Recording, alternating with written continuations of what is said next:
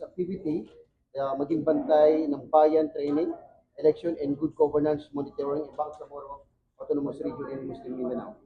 And I think our chairperson and the Secretary General are ready for your question. Please raise your hand if ever that you want to question our resource person, the president, the chairperson and the secretary general. And please identify the outlet and the name of your station. Yes, Assalamualaikum. Magandang hapon. You recognize Teya of Edelesin TV Online. Yes. Teya Abdul Karim. So, Assalamualaikum. My first question, sir. Ano po yung pinakapangunahing issue at hamon sa pinakaharap ng BARM sa kasalukuyan at sa mabuting pamamahala ng BARM? Ano po yun? Your question is addressed to our Secretary General, the chairperson. Secretary General, or you can also answer if you have any idea. Thank you very much. Okay. Yung pinakahamon natin dito is yung kaalaman ng mamamayan ng BARM tungkol sa darating na halalan sa 2025. Kasi may mga pag-aaral na nagsasabi na mahigit sa 50%, almost 60%. Lalo na yung walang kaalaman sa parliamentary system. Eh, yun ang magiging sistema dito sa Bangsamoro, na sistema ng gobyerno. So, kailangan maipaliwanag natin sa taong bayan, ano ba itong parliamentary system? In-adapt ng BARM under the Bangsamoro Organic Law. Itong training na dinala namin dito, actually, matagal namin pinaghandaan to kasi pinag-aralan din namin yung mga batas, including yung Farm Electoral Code at saka yung Local Governance Code ng BARM. Saka yung iba pang mga issues na pinag-aralan dito. Para mabuo namin yung training program. Yung binanggit na kanina, ito yung training program na maging bantay ng bayan. But this one, itong ginagawa natin dito, one is customized siya para nga masagot yung mga issues o questions tungkol dun sa mga batas tungkol sa BARM. At pangalawa, ito ay isang training of trainers. Dahil ang gusto natin na may tinatawag na multiplier effect at mai-echo, maulit ng mga participants dito sa kanya-kanyang komunidad pagka mag-launch ng training yung kanya-kanyang organizations. Yung mga participants kasi dito, bukod sa volunteers ng NAMFEL, may mga kinatawan din ng civil society organizations at yung kabataan. Meron din tayong ilang kabataan na nandito para nga matuto tungkol dito sa BARM.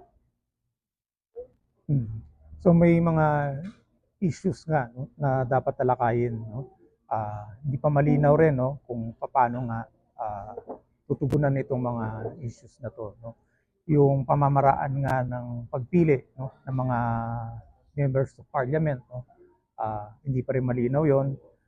Yung pamamaraan ng pagboboto gamit yung bagong makina, may mga unique na features dahil isasabay nga yung BARM election sa national elections, hindi pa na-finalize, So ito yung pinag-uusapan natin kung paano lilinawin, para sa darating na halalan, handa tayo para bantayan yung eleksyon.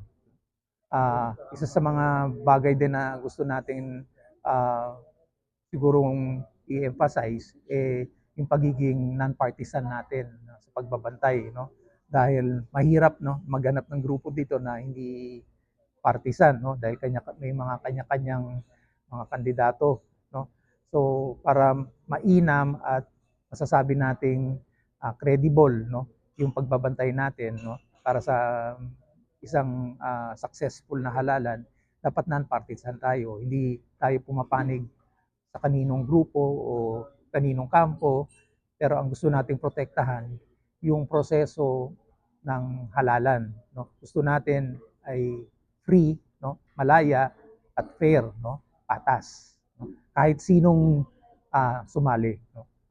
So, gusto nating i-emphasize na may batas na tayo, sundin natin yung batas na yun. No? So, final question po, sir.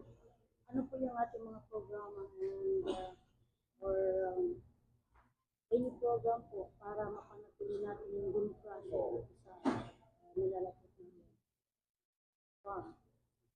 Ito, malaking bagay na to, yung pagtitipon-tipon natin, yung citizenship participation, ito yung garantiya, no, na papalakasin natin yung demokrasya, no? Hindi galing lang sa isang tao o isang grupo ang namamayani sa desisyon, no? O nagtutulak, no, ng ano yung gustong gawin, no? Pero ngayon, bago tayo gumawa ng plano, pinag-uusapan muna, no? At may consensus, no? Ito yung essence ng democracy, no? May citizens talaga kahit anong sektor ka, no? Manggagaling, no? Dapat may representasyon at hopefully makita din natin ito sa darating na parliament natin. Any programs po para mas lalo pang mapanatili natin?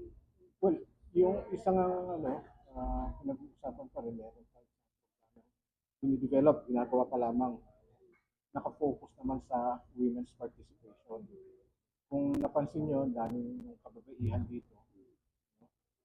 Sinubukan namin balansehin talaga yung participation. Kasama na rin yung youth. So, isa din yun, isang programa din ng NAMFREL na dinidevelop yung NAMFREL youth. Ang isang layon dito siyempre is yung sa farm ay palakasin yung ating network dito sa barn. At dinadala nga namin, pinapag-aralan namin yung tinatawag natin cultural nuances. Yes.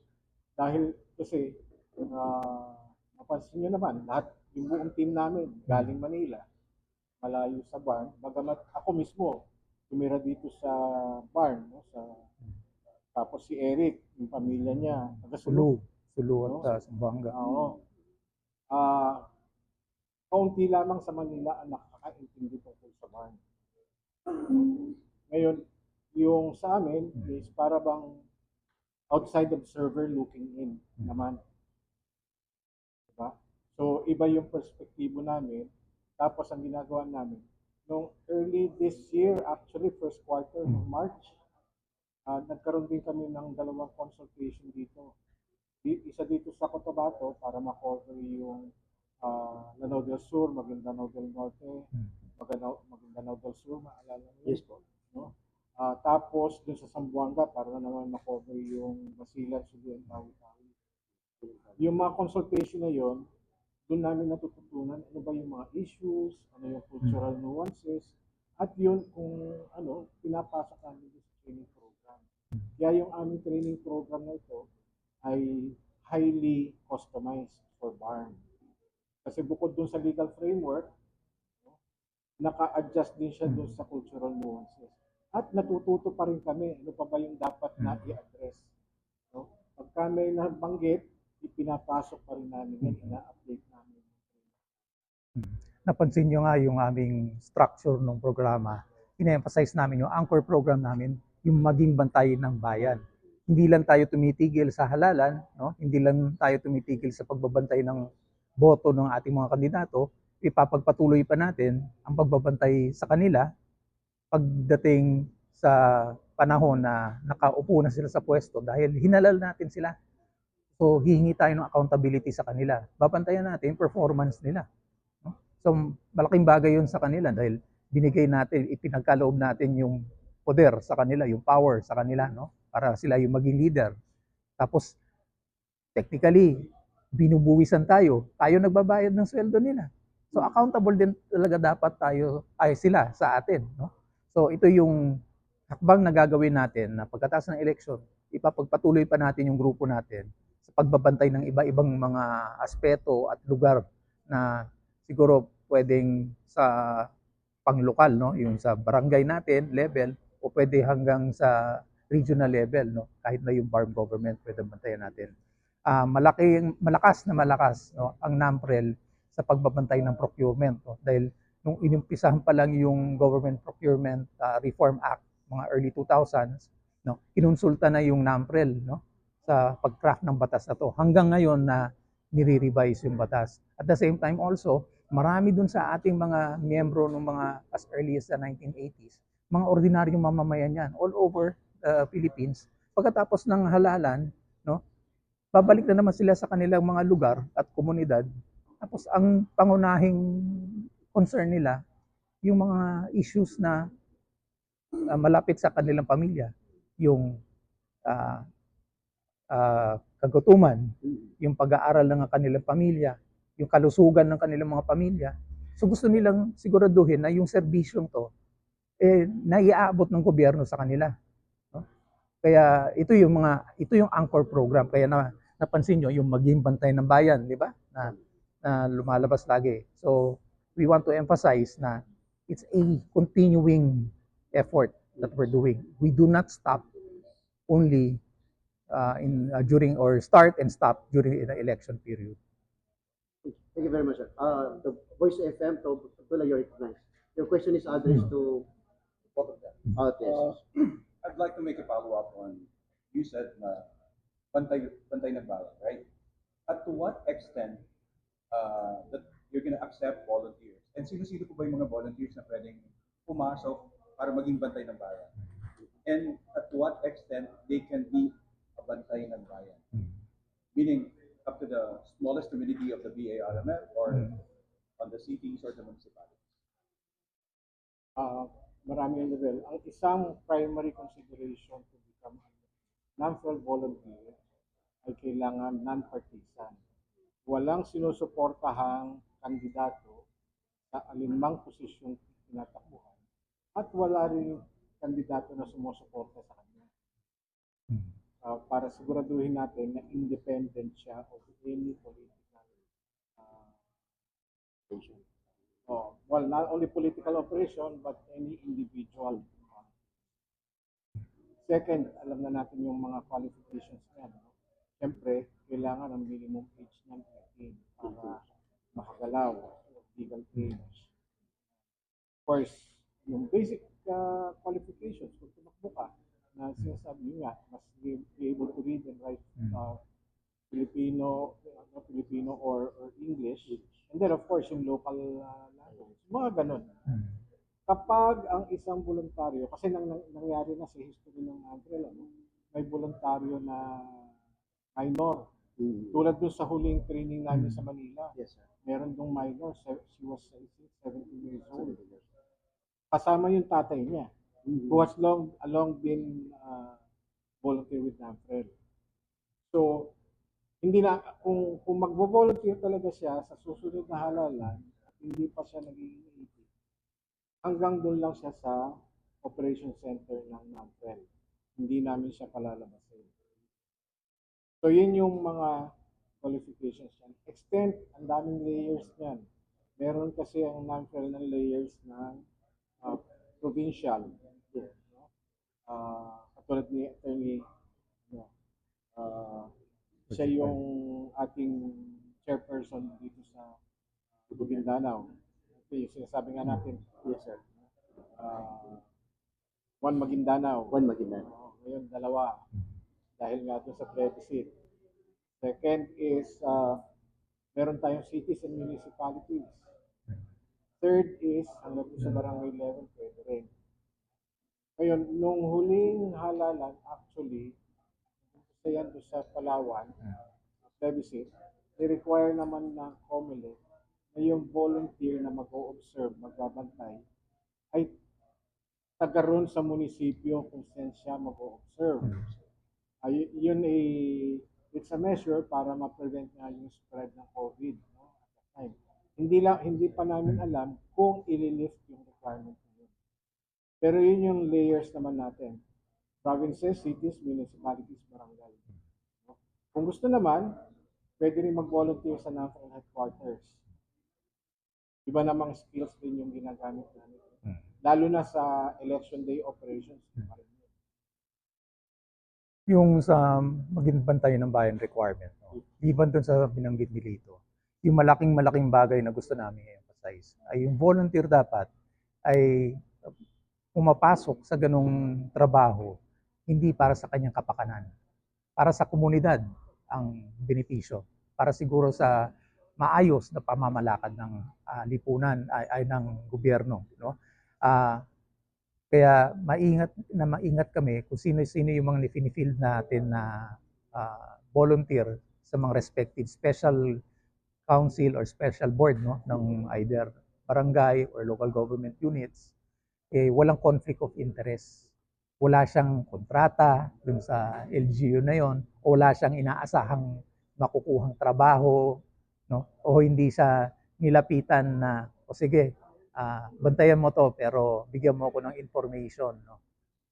Tungkol dun sa pagbabantay mo. Ayaw natin ng gano'n, no? Iniiwasan natin yun. So pinakamalaking bagay, no, na at mahalagang bagay, no, na dapat nating siguro i-emphasize sa mga volunteer na wala silang conflict of interest, no? At hindi partisan. Pangalawa, no, yung may mga existing partnerships na tayo with other government agencies. Siguro pwedeng ibaba ito sa local level katulad ng Department of Health, no. Matagal na nating binabanggit yan na meron tayong MOA, no, since the early 2000s with the Department of Health. Bubuhayin ulit natin ito para yung mga local health development centers ay makipag-partner with the local NAMFEL chapter. So yun ang gusto natin gawin. Iko-convert natin pag eleksyon, bantay tayo, no? Pag NAMFEL tayo. Pag wala na eleksyon, maging bantay ng bayan tayo. So full cycle monitoring pa rin kasi ganun pa rin yung skill sets natin eh. Pag nagbabantay ka sa eleksyon, yung skill sets mo na ginagamit mo pagbabantay ng eleksyon at halalan, pareho rin sa pagbabantay ng delivery of government services. Halos ganun eh. I-customize mo na lang. Kaya, yun, sa susunod ng mga buwan at taon, no, ibabalik ulit natin yung training, no? Ano yung procurement law, kung paano maging ma-recognize sa inyong local government unit, no, para yung organisasyon ninyo, no, kunyari dito sa iyo, sa Maguindanao, pwede rin maging organization to be present as a civil society organization in the special board or special body, special councils, no? Kasi yun yung pakita natin na we are interested, no, in running government, no? At of course, no, yung sinasabing magbigay linaw, magbigay ng ilaw, no, sa mga kadiliman, no? Pag nandun tayo, nakabigay tayo ng impormasyon sa taong bayan na hindi nakaupo doon sa special board na yun. Follow up? Gusto ko lang balikan yung sa volunteer. Pag naging volunteer ba, for example, ako volunteer ako ng NAMFEL, ano po ba yung mga responsibility specifically during the election or after the election, before, during, and after the election? Marami rin yan. Ano? Marami, mahaba yung listahan ng lalo na basically before the elections. Kaya, pero karamihan naman kasi ng paghahanda sa halalan nakasentro sa Manila. No? So kaya national headquarters yung deploy namin ng volunteers. So for example, nabanggit ni Eric, yung pag-monitor ng procurement, yung pagbili ng mga gamit para sa halalan, lalo ngayon at automated na. So isa yan. Pero yung pagbabantay nga nung procurement ng mga hardware o yung mga makina, may technical skills din yan na kinakailangan pa. Kailangan maintindihan ng nagbabantay. Ano ba yung makina yan? Paano yan nagtatrabaho? At during the bidding, halimbawa, hindi kami nag-i-interfere. No? Kailangan lang maintindihan ng ating observer, volunteer, yung technical details ng makina. Para pag ini-report back sa headquarters, gumagawa kami ng report sa COMELEC, no? At gumagawa ng mga rekomendasyon kung sakaling may nakita kaming kulang o something that's short doon sa makina. So yun.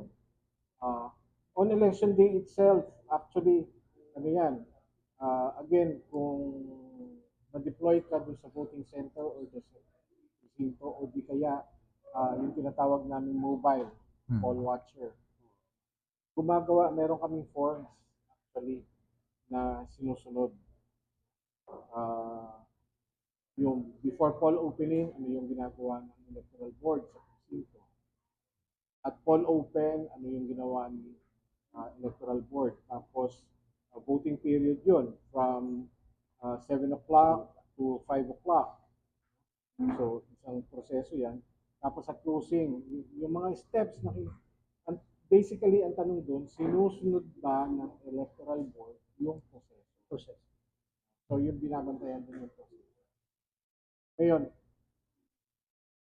sangayon sa COMELEC, ang NAMFREL ay makakatanggap ng electronically transmitted election results. Yun ay pumupunta naman sa server sa Manila na pinoproseso din namin yan. Nabanggit naman ni Paulo doon sa aming training yung naggawa kasi kami ng tinatawag na NAMFREL app na ginagamit din namin sa election observation.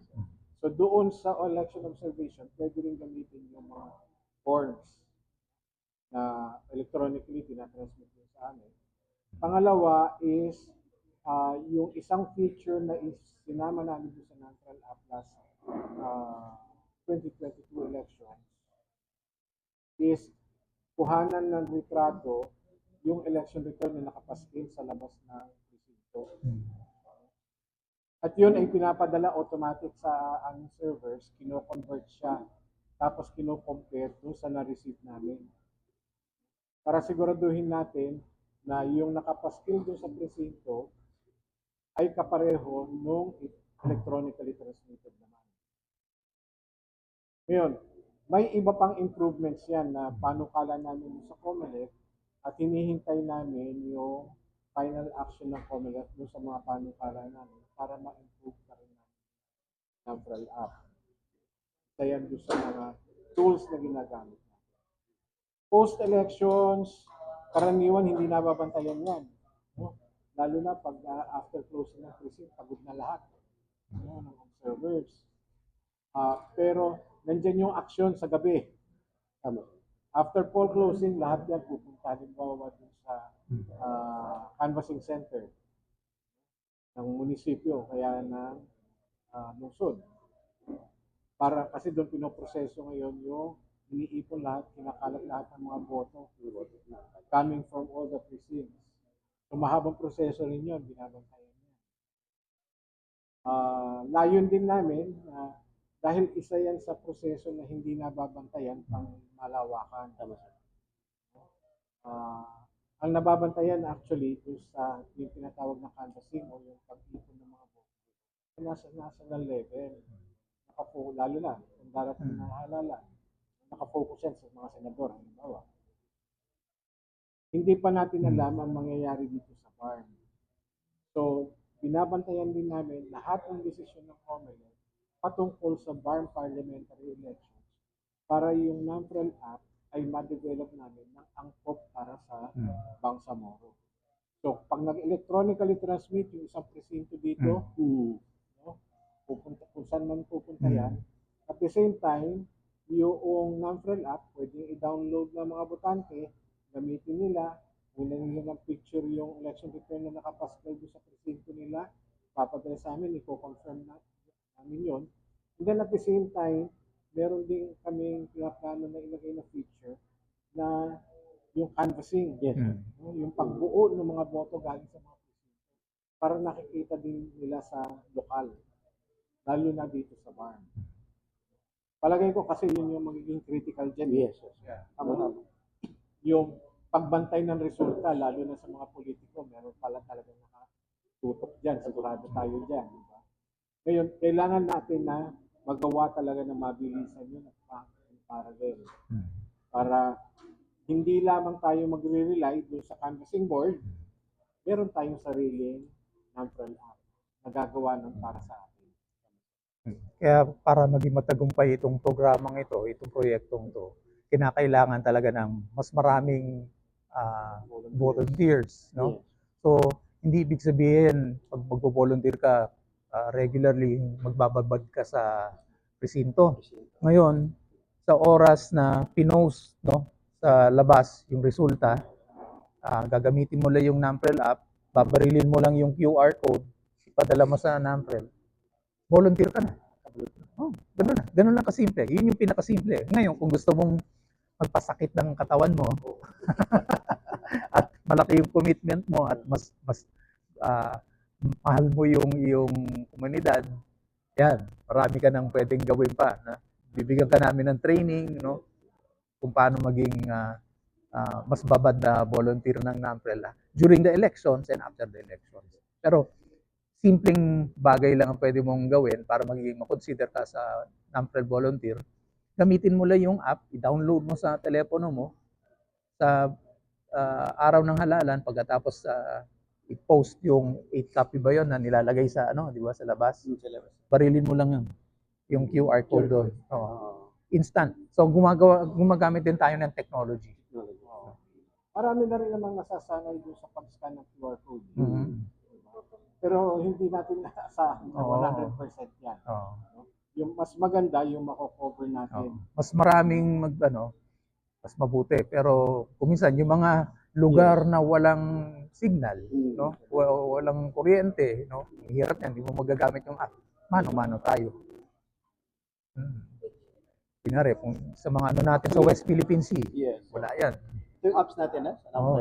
Yan. Actually, pwede rin siyang gamitin kasi kung hindi makapagpadala dahil nga walang internet, Picture file. pwedeng kumuha ng picture lang ng QR code. Mm. Pagka may internet signal na, automatic. I-upload ka agad. Oo. Ito, satisfied? Mm. Virtual of DXMY station. Should be mapad. Sure, focus na ako po ulit sa programang itong ginagawa. Ilang araw po ba ang kailan nagsimula at kailan po matatapos? Of course, right after itong programa nito sa Cotabato, sunod po ba ng ating tulad na program na isasagin? Yung schedule natin, siyempre, inayon natin yan sa geography. Yes. Diba? Meron tayong tinutukoy na Barneyland at saka Basulta. Naaayon yung ating schedule sa ganun. So, first leg, o yung unang bahagi, ay ginagawa dito sa Cotabato City. 3 days na bumpisa actually kahapon, September 3. Magtatapos siya bukas, September 5. No? At siyempre, inayon din natin sa schedule ng movement ng mga tao dito sa atin. Ayaw natin silang pagbiyahiin ng gabi. Yes. Diba? Para, yun nga, yung ang consideration natin dito kasi. So, yun. Actually, yung program mismo, 2 days. But because nga, binigyan natin ng pagkakataon na bumiyahe, papunta rito at yung pauwi. Kaya naging 3 days siya. Sa Zamboanga, susunod naman, sa susunod na linggo. It will be conducted September 9 hanggang 11. Ganun din, no? Yung ating mga kababayan na nasa Basilan, Sulu at Tawi-Tawi naman na mag-a-attend dito. In terms of participants, ano ba yung mix ng participants natin? Ito yung mga NAMPREL volunteers, yung mga representante ng civic society organizations, at saka yung kabataan. So, yan yung mix na inimbitahan natin. Medyo nahirapan kami dun sa mga vulnerable sectors, yung IT. Pero dun sa experience naman namin dun sa previous na naka-imbita naman kayo. So, we're hoping, no? Itong dalawang legs na to is what we call yung training of trainers. We are hoping na yung mga nag-participate dito ay maulit nila sa kanya-kanyang komunidad. Now, meron pang isang set ng training. Ang target namin ay sa darating na November. Susuyurin namin yung 6 na provinces, including yung SGAs, yung 8 bagong municipalities. Ang target naman doon talaga purely yung first-time voters, youth. 6 provinces at saka yung SJ. SGAs. So, Ang target doon yung primarily yung natural youth, or not natural youth, kundi yung kabataan, first time voters. So we are coordinating with the different universities. So yung training ay university-based siya or school-based. Dadalhin namin doon yung training program. Magkakaroon kami ng 2 teams, sabay yun. May team para dito sa mainland, may team para sa hospital.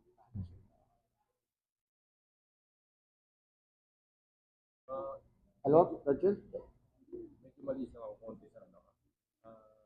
Coming election 2025 ay magaganap po yung kauna-unahang tatlong parang portion ng election po natin. Tayong local, national, and yung pong parliamentary dito po sa PRRD. Paano po kayo naghahanda ng katawan ang paparating po na results ng election 2025?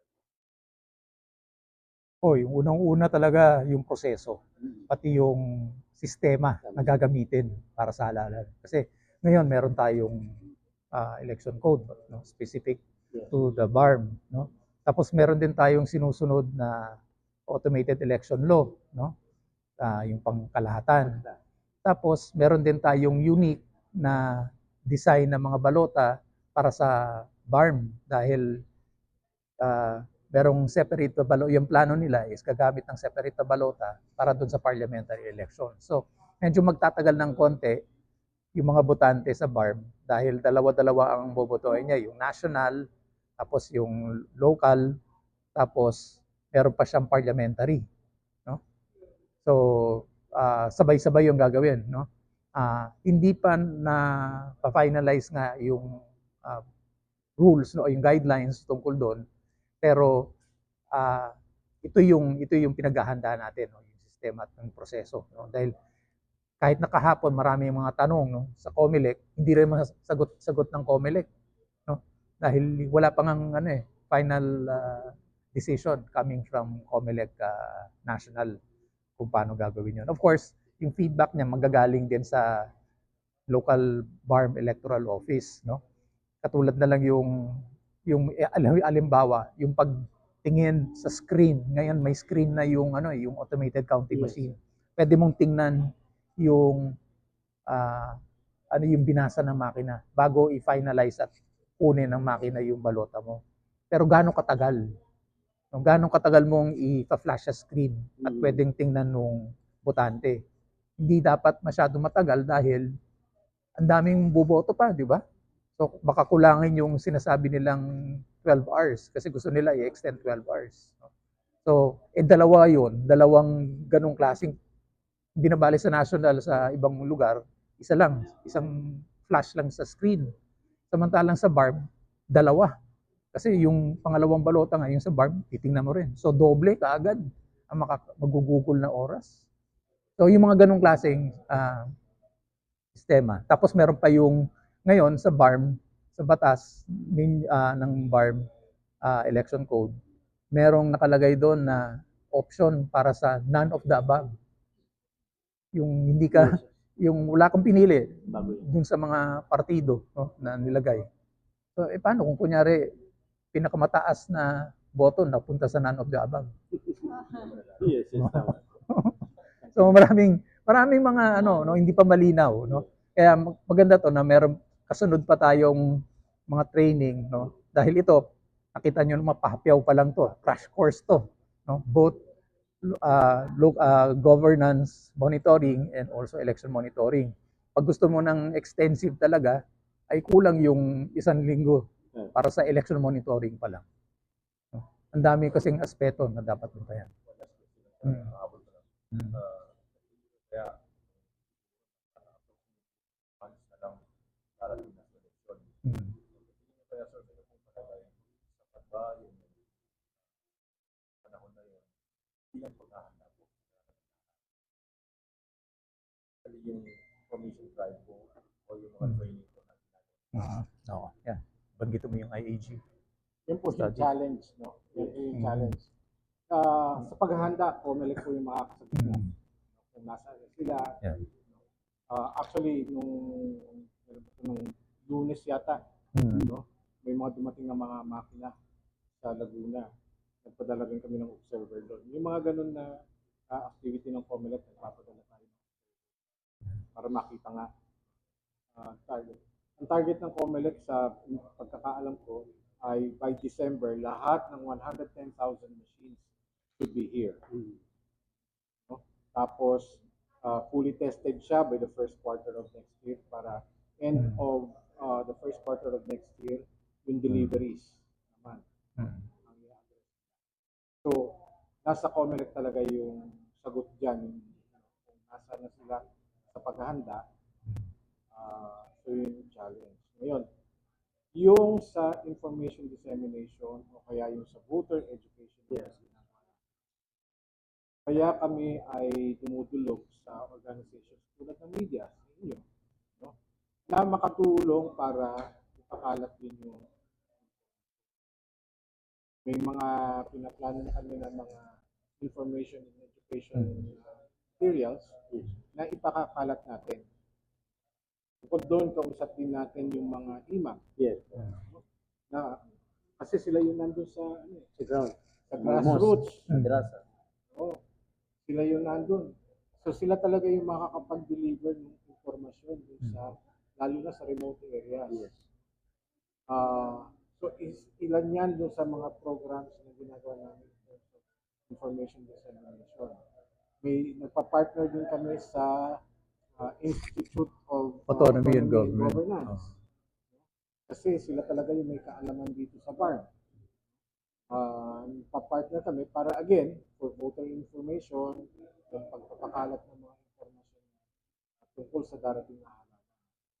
Ang pinaka-critical dito nga ay para maintindihan ng mga anong klaseng informasyon yung ibabahagi natin para maintindihan ng botante na iba yung iboboto sa national and local elections, iba yung sa BARM. Lalo na yung tinatawag na district representatives. Yung district representatives dito ay tumutukoy dun sa distrito, dito sa BARM, pinag-hati ng distrito yan. Tulad dito sa Cotabato City, 2 distrito yan. Pero pagdating sa national level, isang distrito lang yan. No? Isang congressman lang yan. So may pagkakaiba. So yun ang kailangan na maipaliwanag natin sa botante. At iba rin yun doon sa ating party list. No? Hindi kaparehas ng party list yung mga party candidates, yung mga political parties na tatakbo. Doon sa political parties na tatakbo, again, regional political parties, parliamentary political parties yung tatakbo.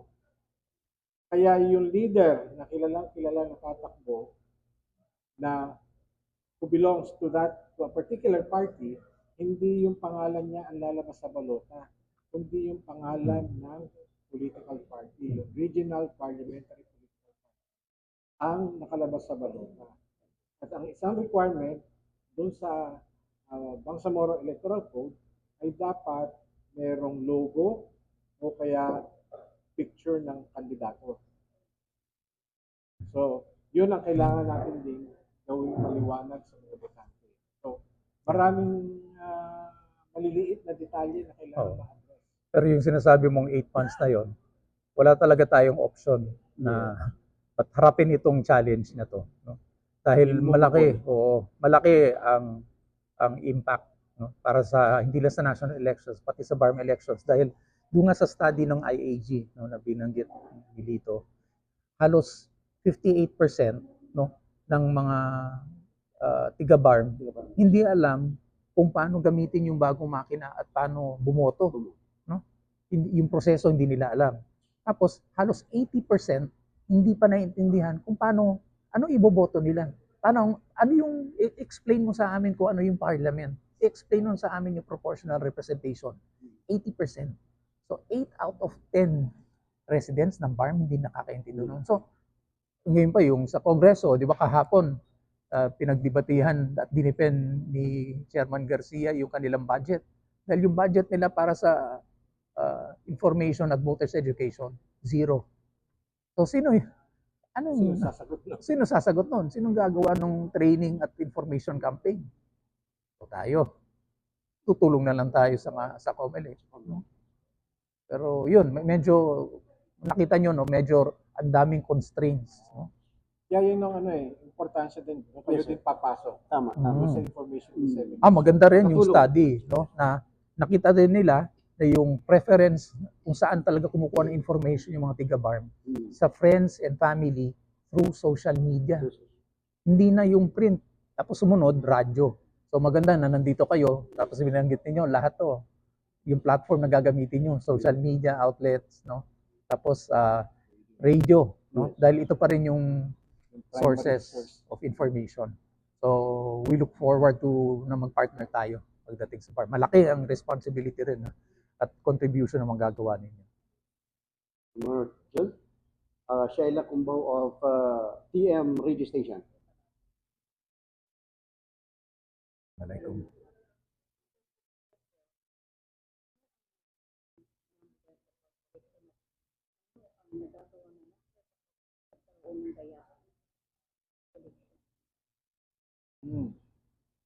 Alam niyo, yung nung nakaraang halalan, no, yung 2022, naging kasama ang AMFREL doon sa tinatawag na Task Force on Kontra-Daya. So yun isang pamamaraan ginawa ng COMELEC. Kasi dati parang tatayo lamang yung task force na yun. Ang ginawa ni COMELEC ay parang ginawa ng permanent committee. Yung task force kontra Daya. Meron ding task force kontra Bigay para ma-address vote buying. Ang naging report naman after ng 2022 elections, yung assessment nila, ay bumaba yung incidents. Kasi nga, talagang tinulungan din ng media na ipakalat yung informasyon sa kontra Daya at kontra Bigay. So, nagpa-participate ang NAVREL dyan. Ngayon, dahil nga sa pagbabago ng teknolohiya, meron tayong tinatawag ngayon na artificial intelligence, pinapag-aralan naman uli ng COMELEC. No? Nagbabalangkas sila ng isang resolution or a set of regulations on how to use para makontrol nga itong pandaraya sa halalan. Pandaraya in the form of misinformation or disinformation, pinapag-aralan yan. Nagtatag sila ng task force, katarungan, katotohanan, KKK. at sa pang-K. Katapatan, truthfulness. So, task force KKK, parang katipunan. Yes, sir. So, yun ang i-address, no? So, actually, yung draft nagpadala sa akin ng COMELEC para mapag-aralan. Any more question? Yeah, yung sa limitation, siguro pwede akong magdagdag ng konti. May dagdag kasi More operational, more organizational yung limitations. No? Alam mo naman, ang dami nating gustong gawin. Tapos mag-fieldwork pa tayo. Ang daming volunteer yan. Paano mo papakainin yan? Paano mo bibigyan ng transportation yan? Paano mo bibigyan ng t-shirt? Paano mo bibigyan ng load? Lahat yan, gugugol ng resources. Hindi kakayanin ng NAMPREL National na tustusan. No? Yung lahat ng mga pagkikilos na yan. Kaya humihiling din kami ng tulong, especially sa mga local businessman din dito. Wag lang partisan again, no? Katulad kanina may nakita ko mga Rotarians, so balak ko ang kausapin sa sumunod. Kung pwede sumuporta. Meron din tayong mga PCCI, no? Yung Philippine Chamber of Commerce and Industry dito, no? Na pwedeng tumulong sa mga local chapters katulad ng NAMPREL para kasi sila rin makikinabang eh. Kung maganda yung political stability sa lugar, gaganda yung environment for business. Magaganda yung environment for business, mas maganda yung profits para sa kanila, di ba? Nakita ko may KCC Mall na rin dito, sila tayo.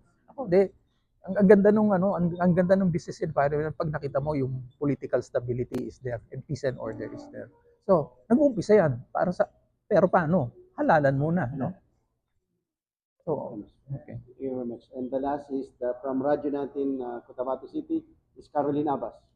So, siguro siguro sir, yung panghuli na lang po, yung ano po yung mission ng inyong organization. Ang mission ng organization ay nasa kabuoang pangalan ng NAFREL. Ang registered name nga ng NAFREL ay NAFREL Bantay ng Bayan. Kilala ang NAFREL sa pagbabantay ng halalan.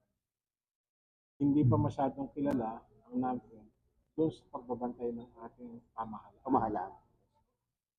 Pero inumpisahan na yan, no? Matagal nang inumpisahan.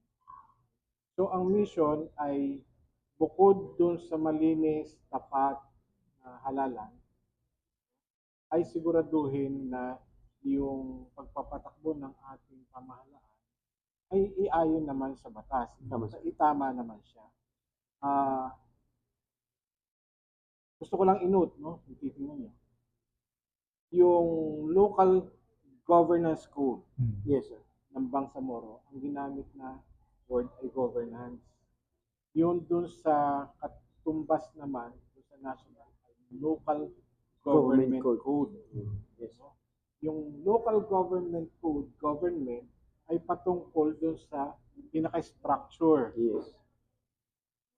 Samantalang yung local governance code, hindi lang yung government structure, kundi yung magiging performance niya. Tama.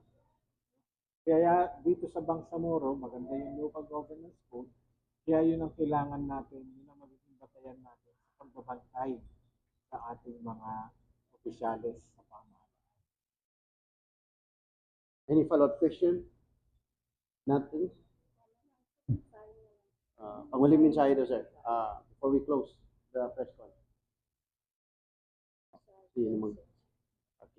So, malaki ang pag-asa natin sa success ng BARM. Hindi lang para sa mga tao ng BARM, kundi sa buong bansa. Dahil maraming debate nga, no, na dumadaan nakaraang dekada na ano ba talaga yung dapat na wastong gobyerno natin, no? Yung dati nating constitutional based na parliamentary form of government or federal parliamentary form of government. Yung success ninyo, in fact, yung ginagawa nyo ngayon is not an experiment. You're trailblazing. Kasi yung experiment, hindi pa kayo sigurado kung anong gusto ninyo eh. Susubok, aatras. Ito hindi eh. Nag-commit na kayo eh. No? So you're trailblazing. No? And you're throwing caution to the wind, pero alam nyo na yung option nyo is to make it succeed. No? So yung iba-ibang lugar, no? Katulad nung sa Cordillera Autonomous Region, nagbabantay rin sa BARM. Kasi kung maganda yung pamamalakad at maganda yung epekto ng ginawa ninyo, susunod ang Cordillera Autonomous Region. Susunod din yung mga iba na siguro no, makakadagdag ito sa pagresolba ng debate na siguro nga no, ito na yung proof na yung parliamentary form of government no, is a good way of governing, no, a good system, no. So makakadagdag do sa linaw ng debate, no, kung kailangan pa ba ng constitutional change, charter change, no, or change of form of government, no. So malaking lahat ng buong Pilipinas nakatutok sa BARM. So your success is our success. Everyone's success. Thank you very much. Thank you. Okay. Sir, dito? Actually, yung isa sa importante na paalala sa ating mga botante, lalo na yung na-deactivate. Yes, tama sir. No? Iparating natin dun sa mga botante na na-deactivate. Kasi baka magulat sila pagdating ng 2025. Wala na. Yes, At ang huling pagkakataon ay hanggang September 30. Yun yung deadline. Pangalawa, is yun nga, kailangan maipakalat natin ang informasyon tungkol sa BARM para maintindihan ng ating mga taong bayan. Taong bayan, lalo-lalo sa BARM. Yun po. Maraming salamat po. Salamat. Assalamualaikum. Thank you very much for the time, and in the name of our national chairperson, Sir Inzel Solit Aguila Jr., our NAMPREL national chairperson, our Secretary General, Sir Eric Jude Albea. Thank you very much. And for the participation of the radio station here in Cotabato City, Julie Mapalo of the DXNY radio station, Leia Abdul Karim of PDLSN Online TV News, and Ma'am Sheila Kumbao of PM Cotabato, Radio Cotabato, Caroline Abbas of Radyo Natin FM Cotabato, and of course, to Abdullah of Voice FM radio station based in Cotabato City. Thank you very much. Card. And as your moderator, I officially close this press con. Wassalamualaikum warahmatullahi wabarakatuh. Waalaikumsalam ta'ala wa barakatuh.